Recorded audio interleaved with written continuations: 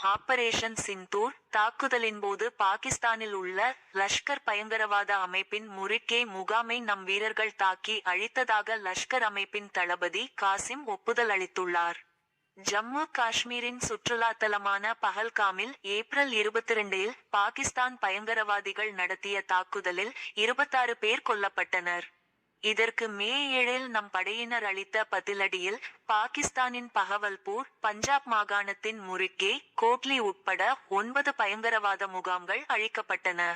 இந்நிலையில் ஜெய்ஷ்-இ-முகமது அமைப்பின் முக்கிய தளபதியான மசூத் இலியாஸ் காஷ்மீரி பஹவல்பூரில் இந்திய ராணுவம் நடத்திய தாக்குதலில் ஜெய்ஷ் முகாம்கள் அழிக்கப்பட்டதை சமீபத்தில் உறுதிப்படுத்தினார்.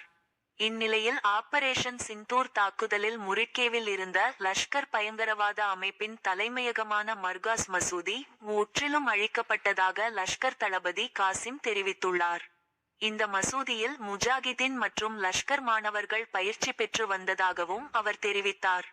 இது தொடர்பாக காசிம் வெளியிட்ட வீடியோவில், இந்திய ராணுவத்தால் அழிக்கப்பட்ட முறிக்கே மர்காஸ் தைபா மசூதியின் இடிபாடுகள் முன் நிற்கிறேன். கடவுளின் அருளால் இந்த மசூதி முன்பு இருந்ததை விட பெரிதாக மீண்டும் கட்டப்படும் என தெரிவித்துள்ளார்.